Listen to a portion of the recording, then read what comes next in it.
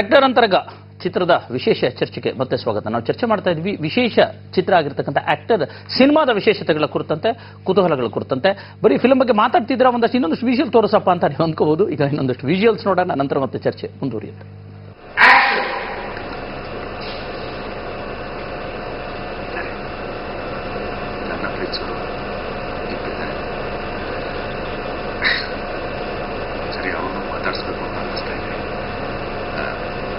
ಅಲ್ಲಿವರೆಗೂ ವೆಯ್ಟ್ ಮಾಡ್ತೀರಾ ಅಲ್ವಾ?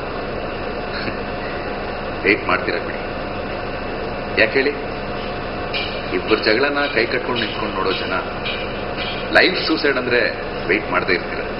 ಅದರಲ್ಲೂ ಇವಾಗ ರಿಯಾಲಿಟಿಗೆ ವ್ಯೂವರ್ಶಿಪ್ ಜಾಸ್ತಿ. ಇನ್ಫ್ಯಾಕ್ಟ್ ಈ ಸಿನಿಮಾ ನೀವು ನೋಡೋಷ್ಟರಲ್ಲಿ ಡಿಸ್ಕ್ಲೇಮರ್ ಕೂಡ ಹಾಕಿರ್ತಾರೆ, based on real found footage, shot by late actor Sanjay ಅಂತ. ಪ್ಲೀಸ್ ವೆಯ್ಟ್ ಮಾಡಿ. ಸರ್ ಇಲ್ಲಿ ಬನ್ನಿ ಸರ್, ಒಂದೇ ಏನು ಪ್ರಾಬ್ಲಮ್ ಇದೆ ಹೇಳ್ಬಿಡ, ಟಕ್ಕಲ್ಲ ತಗೊಂಡ್ಬಿಡು. ಬ್ಯೂಟಿಫುಲ್, ಅದ್ಭುತವಾದ ಅದು ದೃಶ್ಯನೇ ಅಂತ ಅನ್ಬೇಕು. ಬರೀ ಮೇಕಿಂಗ್ ವಿಜುವಲ್ಸ್ಗಳು ಇನ್ನು ಸಿನಿಮಾದಲ್ಲಿ ಹೇಗೆ ಬಂದಿರ್ಬೋದು ಅಂತ ಯೋಚನೆ ಮಾಡಿ. ಸರ್, ನವೀನ್ ಸರ್, ಬಹಳ ವಿಶೇಷ ಅಂತ ಅನ್ಸೋದು ಸಂಭಾಷಣೆಗಳು. ಬಹಳ ವಿಶೇಷವಾಗಿ ನಿಮ್ಗೆ ಈಗಾಗಲೇ ಕರತಲಾಮಲಕ ಆಗಿದೆ ಅಂತ ಹೇಳ್ಬೋದು ಬಹುತೇಕ ಸಂಭಾಷಣೆಗಳಿಂದ. ಆಮೇಲೆ ಅಭಿನಯದಲ್ಲೂ ಕೂಡ ಅದು ನಿಮಗೆ ಪ್ಲಸ್ ಪಾಯಿಂಟ್ ಆಗ್ತಾ ಇದೆ ಅನ್ನೋಂಥದ್ದು. ನನಗೆ ಒಂದು ಬಹುತೇಕ ಒಂದಷ್ಟು ರಂಗಭೂಮಿ ಪರಿಚಯ ತಮಗೂ ಕೂಡ ಇರೋದ್ರಿಂದ ಈ ನಟನ ಸ್ವಗತ ಇದೆಯಲ್ಲ, ಅದು ಹೆಚ್ಚು ಸೆನ್ಸಿಟಿವ್ ಅನ್ನೋಂಥದ್ದು. ಅಂದ್ರೆ ಒಂದು ವೇಳೆ ಅದು ಎಕ್ದಮ್ ಫ್ಲಾಪ್ ಆಗುವಂಥ ಸಾಧ್ಯತೆ ಇದೆ, ಅಥವಾ ಎಕ್ದಮ್ ಮನ ಮುಟ್ಟುವಂಥ ಸಾಧ್ಯತೆ ಇದೆ.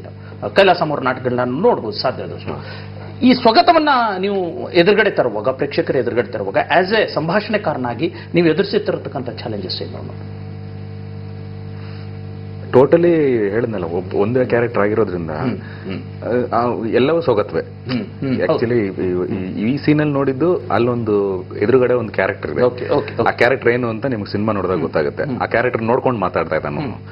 ಸೊ ಕೆಲವು ಸರಿ ಇವಾಗ ನಾನು ಹಿಂಗೆ ಕುತ್ಕೊಂಡು ಯೋಚನೆ ಮಾಡ್ತಾ ಇರ್ತೀನಿ, ಅದನ್ನ ನಾನು ಬೇರೆ ಸಿನಿಮಾಗಳಲ್ಲಿ ತೋರಿಸೋ ತರ ನನಗೆ ನಾನೇ ಮಾತಾಡ್ಕೊಳ್ಳೋದು, ಅದು ಮಾಡಬಾರ್ದು. ಸೊ ನನ್ನ ಮನಸ್ಸಲ್ಲಿ ಏನ್ ಅನ್ಕೊಳ್ತೀನೋ ಅದನ್ನ ಎಕ್ಸ್ಪ್ರೆಷನ್ ಅಲ್ಲೂ ತೋರ್ಸಕ್ಕಾಗಲ್ಲ. ಇವಾಗ ನಾವು ಸಾಮಾನ್ಯವಾಗಿ ಸುಮ್ಮನೆ ಹಿಂಗೆ ಕೂತಿರುವಾಗ ನೀರ್ ಕುಡಿಲ್ಲ ಬೇಡವಾ ಅಂತ ಮನ್ಸಲ್ಲಿ ಅನ್ಕೊಳ್ತೀವಿ. ಅದನ್ನ ನಾನು ಎಕ್ಸ್ಪ್ರೆಸ್ ಮಾಡಕ್ ಹೋಗಲ್ಲ, ಬ್ಲಾಂಕ್ ಆಗಿರುತ್ತೆ. ಸೊ ಬರೆಯುವಾಗ ಎಷ್ಟು ಚಾಲೆಂಜಿಂಗ್ ಆಗಿತ್ತು, ಆಕ್ಟ್ ಮಾಡುವಾಗ ಅಷ್ಟೇ ಚಾಲೆಂಜ್ ಆಗಿತ್ತು. ಮನ್ಸಲ್ಲಿ 1000 ಡೈಲಾಗ್ ಓಡ್ತಾ ಇರುತ್ತೆ. ಇವಾಗ ನಾನು ಇವಾಗ ನಿಮ್ಮ ಹತ್ರ ಇಲ್ಲಿ ಏನೋ ಮಾತಾಡ್ತಾ ಇದ್ದೀನಿ, ಒಳಗಡೆ ಇನ್ನೇನೋ ಓಡಾಡ್ತಾ ಇರ್ಬೋದು, ಗೊತ್ತಿಲ್ಲ ನಮ್ಗೆ. ಸೊ ಹಾಗೆ ಸ್ವಗತಗಳು ಎಷ್ಟಿದಾವ ಆದಷ್ಟು ಕಮ್ಮಿ ಮಾಡ್ಕೊಂಡಿದೀವಿ. ಯಾಕಂದ್ರೆ ಅದು ರೀಚ್ ಆಗ್ಬೇಕು ಆಡಿಯನ್ಸ್ಗೆ. ಬೇರೆ ಬೇರೆ ಬೇರೆ ರೀತಿಯ ಪಾತ್ರಗಳು, ದನಿಗಳು ನೀವು ಹೇಳಿದಾಗ ಬರುತ್ತಲ್ಲ, ಸೊ ಅದ್ರ ಮುಖಾಂತರ ಆಟ ಆಡಿದೀವಿ. ಸ್ವಗತ ಬಂದ ಜಾಗದಲ್ಲಿ ಮೌನ ಅಭಿನಯ, ಬ್ಯಾಕ್ ಗ್ರೌಂಡ್ ಅಲ್ಲಿ ಒಳಗಡೆ ಏನು ವಾಯ್ಸ್ ನಡೀತಾ ಇದೆ, ಅಂಡ್ ಅಲ್ಲೂ ಪವರ್ಫುಲ್ ಆಗಿ ಕ್ರಿಯೇಟ್ ಮಾಡಕ್ ಟ್ರೈ ಮಾಡಿದ್ವಿ. Okay fine sir. ನನಗೆ ಆಕ್ಟರ್ ಆಗಿ ನಾವು ಅವ್ರ ಪರ್ಫಾರ್ಮೆನ್ಸ್ ನೋಡಿದ್ವಿ, ಆಸ್ ಎ ಸಂಭಾಷಣೆಕರಾಗಿ, ಅಂದ್ರೆ ಡೈಲಾಗ್ ಬರೆಯುವಂಥವ್ರಾಗಿ. ಇವತ್ತಿನ ಡೈಲಾಗ್ಗಳು ಬಹಳ ಚೆನ್ನಾಗಿದೆ ಸರ್, ತಮಗೂ ಗೊತ್ತಿದೆ. ಮಗ ಎತ್ತು ಮಚ್ಚು ಅನ್ನೋಂಥದ್ದು, ಈ ತರದ ಸಾಕಷ್ಟು ಬರುತ್ತೆ. ಅಣ್ಣನ ಹವಾ ಬರ್ತಾ ಇದೆ ಅಂತ ಇವೆಲ್ಲ ಕೇಳಿ ಕಿವಿ ತೂತು ಬಿದ್ದುಬಿಟ್ಟಿದೆ. ಈ ತರದ ಸಿನಿಮಾಗಳಿಗೆ ಒಬ್ಬ ಮೆಚ್ಯೂರ್ಡ್ ಇರುವಂತಹ ಒಳಗಡೆಯ ಕಲಾವಿದ ಅಥವಾ ಬರಹಗಾರ ಬೇಕಾಗುತ್ತೆ. ನವೀನ್ ಕೃಷ್ಣ ಯಾಕೆ ನಿಮಗೆ ಸೂಟ್ ಅನ್ಸಿದ್ರು ಅಂತ ಒಂದು. ಎರಡನೇದು, ನನಗೆ ನೀವು ಸ್ವತಃ ಒಬ್ಬ ನಿರ್ದೇಶಕರಾಗಿ ನವೀನ್ ಕೃಷ್ಣ ಅವರಿಗೆ ಯಾಕೆ ಜವಾಬ್ದಾರಿಯನ್ನು ವಹಿಸಿದ್ರಿ ಅನ್ನೋ ಒಂದು ವಿಷಯ ಏನಂದ್ರೆ, ನಿರ್ದೇಶಕ ಎಲ್ಲವೂ ಆಗಿರ್ತಾರೆ, ಆತ ಒಬ್ಬ ಸಂಭಾಷಣೆಕಾರ, ಹಾಡುಗಾರ, ಸಂಗೀತ ಸಂಯೋಜಕ ಎಲ್ಲವೂ ಕೂಡ ಆಗಿರ್ತಾನೆ ಅಲ್ವಾ? ಹಾಗಾಗಿ ನವೀನ್ ಕೃಷ್ಣ ಅವರಿಗೆ ವಹಿಸೋದಕ್ಕೆ ಕಾರಣ ಏನು? ನನ್ನ ಇದು ಆಕ್ಟರ್ ಬಂದ 12ನೇ ಸಿನಿಮಾ, 12th ಸಿನಿಮಾ. 12 ಸಿನಿಮಾದಲ್ಲಿ 7 ಸಿನಿಮಾಸ್ಗೆ ನಾನೇ ಡೈಲಾಗ್ ಬರೆದು, ನಾನು ಕನ್ನಡಕ್ಕೆ ಬರೆಯಕ್ಕೆ ಬಂದಿಲ್ಲ ಅಂದ್ರೂ ಇಂಗ್ಲಿಷ್ ತಮಿಳಲ್ಲಿ ಬರೆದು ಕನ್ನಡ ಟ್ರಾನ್ಸ್ಲೇಟ್ ಮಾಡಿದ್ದೀನಿ. First 7 films. ಇನ್ನೊಂದು ಸಿನಿಮಾಗೂ ಪ್ರಸನ್ನ ಅಂತ ಒಬ್ರು ಬರ್ತಾರೆ. ಬಟ್ ಲಾಸ್ಟ್ 4 ಸಿನಿಮಾಸ್ ಬರ್ದಿದ್ದು ನವೀನ್. ರೀಸನ್ ಏನಂದ್ರೆ, ಎಲ್ಲ ಒಂದ್ ಕಡೆ ಈಗ ನನಗೊಂದು ಯಾವಾಗಲೂ ಎಲ್ಲರೂ ಅಷ್ಟೇ. ಈಗ ಗೌತಮ್ ಬಂದು ಈ ಒಂದು ಇಳಯರಾಜ ಲೆವೆಲ್, ರೆಹಮಾನ್ ಲೆವೆಲ್ ಇಲ್ಲ ಅಂದ್ರೂ ಅವು competitive um to Ilaiyaraaja and Rahman ಅಂತ ನೋಡು ಆಟಿಟ್ಯೂಡ್ ಇರೋನ ಕರೆಕ್ಟ್ ಕ್ರಿಯೇಟರ್. ಆ ತರ ನನಗೆ ನವೀನ್ ಮಾತುಗಳು, ನವೀನ್ ಬರೆಯುವಾಗ ಇಲ್ಲ ಮಾತಾಡುವಾಗ, ಡಿಸ್ಕಸ್ ಮಾಡುವಾಗ ಇವ್ನು ನನಗೆ ಕಾಂಪಿಟೇಟಿವ್ ಆಗಿದ್ದಾನಲ್ಲ, ನನ್ನ ಥಾಟ್ ಪ್ರಾಸೆಸ್ ತರ ಇವನಿಗೆ ಇದೆ ಅಲ್ಲ ಅಂತ ನನಗೆ ಫೀಲ್ ಆಯ್ತು. So that is the reason ನನಗೆ ಹರಿಕತೆ ಅಂತ ಸಿನಿಮಾ ಮಾಡುವಾಗಲೇ ಅವ್ರ ಹತ್ರ ಒಬ್ಬ ರೈಟರ್ ಇದ್ದಾನೆ ಅನ್ನೋದು ನನಗೆ ಇದಾಯ್ತು. ಆ ರೈಟರ್ ನನ್ನ ಸ್ಟೈಲ್ ಅಲ್ಲಿ ಇದ್ದಾನೆ ಅಂತ ನನಗೆ ರೀಚ್ ಆಯ್ತು. So that is the reason ನನ್ನ ಕೆಲಸ ನಾನು ಕಮ್ಮಿ ಮಾಡ್ಕೊಂಡೆ. ಆವಾಗ ನನಗೆ ಇನ್ನೊಂದು ಡೈಮೆನ್ಷನ್ ಬೇರೆ ಸಿಕ್ತು. ನಾಟ್ ಓನ್ಲಿ ಇದು ನನ್ನ ರೈಟಪ್ ಮಾತ್ರ ಅಲ್ಲ, ನವಿಂದು ಸೇರಿ. ಸೊ ಏನಾಗುತ್ತೆ, ನಾನು ಈಗ ಹೆಂಗಂದ್ರೆ ನನಗೆ ಸ್ಕ್ರೀನ್ ಪ್ಲೇ ಜವಾಬ್ದಾರಿ ಮಾತ್ರ ಇರುತ್ತೆ. ಆ ಟೈಮಲ್ಲಿ ಇಬ್ರು ಡಿಸ್ಕಸ್ ಮಾಡ್ತೀವಿ, ಇದು ಸ್ಟ್ರಕ್ಚರ್, ಇದು ಓಪನ್ ಆಗಬೇಕು, ಇದು ಎಂಡ್ ಆಗಬೇಕು, ಇಲ್ಲಿ ಈ ಕಂಟೆಂಟ್ ಬೇಕು ಅಂದ್ರೆ ಅದನ್ನ ಬರೀತಾರೆ. ಅದನ್ನ ಸಣ್ಣ ಪುಟ್ಟ ಕರೆಕ್ಷನ್ಸ್ ಮಾಡ್ಕೊಳ್ತೀವಿ. But as A dialogue writer ಅವ್ರ ಕಾಂಟ್ರಿಬ್ಯೂಷನ್ ಬಂದು ನನ್ನ ಸಿನಿಮಾದಲ್ಲಿ ಡೆಫಿನೆಟ್ಲಿ ಡಿಫರೆನ್ಸ್ ತುಂಬಾನೇ ಡಿಫರೆನ್ಸ್ ಕಾಣುತ್ತೆ. ನಾನ್ ಬರೆಯೋದಕ್ಕಿಂತ ಒಂದು 20% ಚೆನ್ನಾಗಿ ಬರೆದಿದ್ದಾರೆ ಅಂತ ನಾನು ಒಪ್ಕೊಳ್ಳೇಬೇಕು. ನಿಮ್ಮ ನಿರ್ದೇಶಕರಾಗಿ ಸರ್ ತಮ್ಗೆ ಯಾಕೆ ಅನ್ನಿಸ್ತು? ಎರಡು ರೀಸನ್ಸ್ ಇರುತ್ತೆ ಆಸ್ ಎ ಪ್ರೊಡ್ಯೂಸರ್ ಆಗಿ. ಒಂದು, ಅವ್ರನ್ನ ಆಸ್ ಎ ಆಕ್ಟರ್ ನಾನು ತಗೊಂಡಿದ್ದೀನಿ, ಈ ಸಂಭಾಷಣೆಕಾರನ ಜವಾಬ್ದಾರಿ ಬೇಡ, ಅದರಲ್ಲಿ ಇನ್ವಾಲ್ವ್ಮೆಂಟ್ ತೋರಿಸೋಣ ಅನ್ನೋಂಥದ್ದು ಒಬ್ಬ ನಿರ್ದೇಶಕನ ಒಂದು ಮನಸ್ಥಿತಿ. ಇನ್ನೊಂದು ಮನಸ್ಥಿತಿ, ಒಂದೇ ಸಂಬಳದಲ್ಲಿ ಎರಡು ಕೆಲಸ ಆಗುತ್ತೆ ಸಾಧ್ಯತೆ ಅಲ್ಲ. ಇಲ್ಲಿ ಒಂದೇನು ಅಂತಂದ್ರೆ ನಾನು ಎಲ್ಲೂ ಇನ್ವಾಲ್ವ್ ಆಗಲಿಲ್ಲ. ಒಂದು ಸತಿ ನಾನು ಒಂದು ಡೈರೆಕ್ಟರ್ ಮೇಲೆ ನಂಬಿಕೆ ಇಟ್ಕೊಂಡಾಗ ಕಂಪ್ಲೀಟ್ ಫ್ರೀಡಮ್ ಅವ್ರಿಗೆ ಬಿಟ್ಬಿಟ್ವಿ. ಅಲ್ಲಾಗಿದ್ದು ಒಂದು, ಕೆಲವು ಡಿಸಿಷನ್ಸ್ ಎಲ್ಲ ನಿಮ್ದು, ನಿಮ್ ಪಾಡಿಗೆ ನೀವು ಶೂಟಿಂಗ್ ಮಾಡ್ಕೊಂಡು ಹೋಗಿ, ಫೈನಾನ್ಸ್ ಆಗ್ಲಿ ಇನ್ನೊಂದಾಗ್ಲಿ ಮಿಕ್ಕಿದ ಕೆಲಸ ಏನಿದೆ ನಾನು ಫಿಟ್ ಮಾಡ್ತೀನಿ. ಸೊ ಹಿಂಗೆ ವರ್ಕ್ ಡಿವೈಡ್ ಮಾಡ್ಕೊಂಬಿಟ್ಟು, ಸೊ ನವೀನ್ ಕೃಷ್ಣನ ಡೈಲಾಗ್ ಬರ್ಸ್ಬೇಕು, ಇಲ್ಲ ಗೌತಮ್ ಮಾಡೋದು ಜವಾಬ್ದಾರನಲ್ಲ. ನನ್ನ ಕೆಲಸ ಏನು ಅಂತಂದ್ರೆ, ಒಂದು ಪ್ರಾಡಕ್ಟ್ ಮಾಡೋದಕ್ಕೆ ಡೈರೆಕ್ಟರ್ಗೆ ಫುಲ್ ಕಾನ್ಫಿಡೆನ್ಸ್ ಕೊಟ್ಟ ಮೇಲೆ ಅದ್ರಲ್ಲಿ ಗೌತಮ್ ಬೇಡಾರಿ ಇನ್ನೊಬ್ರನ್ನ ಹಾಕೊಳ್ಳಿ, ನವೀನ್ ಬೇಡಾರಿ ಇನ್ನೊಬ್ರ ಕೈಯಲ್ಲಿ ಬರ್ಸಿ ಅಂದ್ರೆ ನಮ್ಮಲ್ಲಿ ಕ್ಲಾಶ್ ಆಗತ್ತೆ. ಅಲ್ಲ, ಒಪಿನಿಯನ್ ಚರ್ಚೆ ಆಗಬೇಕು. ಅದರ ನಂತರ ನಾನು ಹೇಳುವಂಥದ್ದು ಸರ್, ಒಂದು ಚುಟ್ಕಾಗಿ ಯಾಕೆ ನವೀನ್ ಕೃಷ್ಣ ನಿಮಗೆ ಏನೊಂದು ಬರೀತಾರಪ್ಪ ಬರೆದು ಬಿಡ್ಲಿ ಅನ್ನೋ ತರದ್ದು ಇತ್ತ, ಅಥವಾ ನವೀನೇ ಬೇಕು ಅಂತ ಅನಿಸ್ತಾ, ಅಥವಾ ನಿರ್ದೇಶಕರು ಹೇಳ್ತಿದ್ದಾರೆ ಕೆಪಾಸಿಟಿ ಇದೆ, ಇದಕ್ಕೆ ನ್ಯಾಯ ಕೊಡ್ತಾರೆ, ಅವರೆಲ್ಲ ಪ್ರತಿಭೆ ಇದೆ, ಆ ಒಂದು ತುಡಿತಾ ಇದೆ, ಮಿಡಿತಾ ಇದೆ, ಎಲ್ಲವೂ ಇದೆ, ಕೊಡ್ತಾರೆ ಅಂತ ತಮಗನಿಸುತ್ತಾ? ಇಲ್ಲ, ಅಗ್ಗದ ಕೊನೆಯಲ್ಲಾಗ್ಲಿ ನೋಡಿದ್ವಿ, ಇಲ್ಲ ಸಿನಿಮಾಗಳಲ್ಲಿ ಯೋಗರಾಜ ಇದಾಗ್ಲಿ ಎಲ್ಲಾನು ನವೀನ್ ಮಾಡಿರೋದ್ರಿಂದ. ಆಮೇಲೆ ಮುಖ್ಯವಾಗಿ ನವೀನ್ ಒಂದ್ ಹೇಳ್ಬೇಕು ಅಂತಂದ್ರೆ, ಆತನ ಕನ್ನಡ ಇದೆಯಲ್ಲ ತುಂಬಾ ಚೆನ್ನಾಗಿದೆ. ಎಕ್ಸಾಕ್ಟ್ಲಿ ಗೊತ್ತದು. ಬಹುತೇಕ ನಿಮ್ಮಿಂದ ಆ ಮಾತು ಬರ್ಲಿ ಅಂತಾನೆ ನಾನು ಇಷ್ಟು ಕೇಳಿದೆ. ಹಂಗಾಗಿ ನವೀನು ಏನ್ ಮಾಡ್ಬೇಕು, ಏನ್ ಬರೀಬೇಕು ಅನ್ನೋದನ್ನ ಆತನಿಗೆ ಚೆನ್ನಾಗಿ ಗೊತ್ತು. ಆಮೇಲೆ ಕಾಂಬಿನೇಷನ್ ಇದೆಯಲ್ಲ, ಅವ್ರ 4ನೇ ಸಿನಿಮಾ. ಸೊ ಒಂದು ಕಾಂಬಿನೇಷನ್ ಕರೆಕ್ಟ್ ಆಗಿ ಹೋಗ್ಬೇಕಾದ್ರೆ, ಈಗ ನಾನೇ ಹೇಳ್ತಾ ಇದ್ದೀನಲ್ಲ, ಈ ಕಾಂಬಿನೇಷನ್ ಈ ಟೀಮ್ ಅಲ್ಲಿ ಇದು ನಂದು ಮೊದಲನೇ ಸಿನಿಮಾ. ಬಟ್ ಇಲ್ಲೇ ಹೇಳ್ತಾ ಇದ್ದೀನಿ, ಹೇಳಿದಿನೋ ಇಲ್ವೋ ಗೊತ್ತಿಲ್ಲ, ಬಟ್ ಆದ್ರೆ ಇದೇ ಟೀಮ್ ನಡ್ಕೊಂಡು ಇನ್ನೊಂದು ಸಿನಿಮಾ ಮಾಡ್ತೀನಿ. ನಮ್ಮ ಜನಶ್ರೀ ಕಡೆಯಿಂದ ತಮಗೆ ಅಡ್ವಾನ್ಸ್ ವಿಷಯ.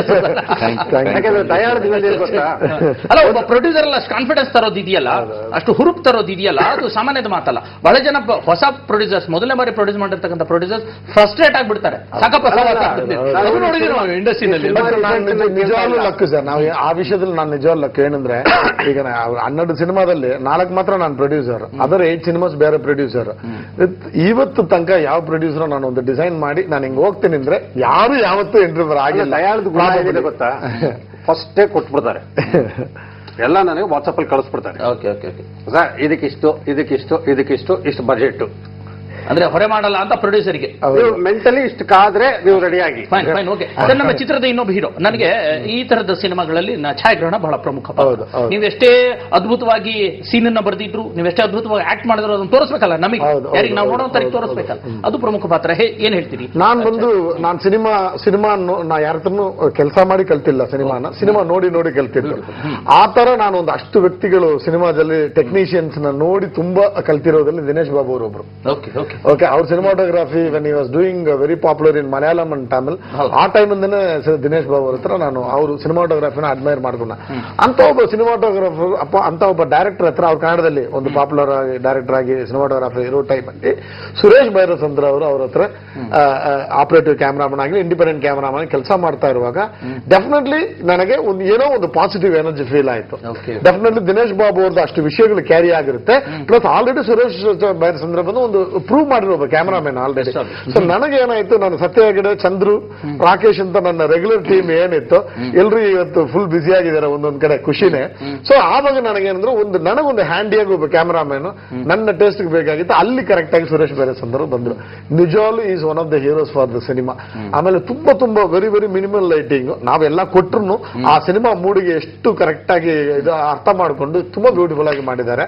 ಡೆಫಿನೆಟ್ಲಿ ಒಂದು cinematography will be a big big topic for this film. Fine fine beautiful sir. ಕೊನೆ ಪ್ರಶ್ನೆ ತಮಗೆ ತಾವು ತಲೆ ಬೋಳಿಸ್ಕೊಂಡು ಬಿಟ್ರಿ ವಿಶೇಷವಾಗಿ ತೋರಿಸ್ಕೊಳ್ಲಿಕ್ಕೆ ಅದೊಂದು ವಿಶೇಷತೆ ಚಿತ್ರದ ವಿಶೇಷ ಏನ್ ಹೇಳ್ತೀರಾ ಅದ್ರ ಬಗ್ಗೆ ಚಿಕ್ಕ?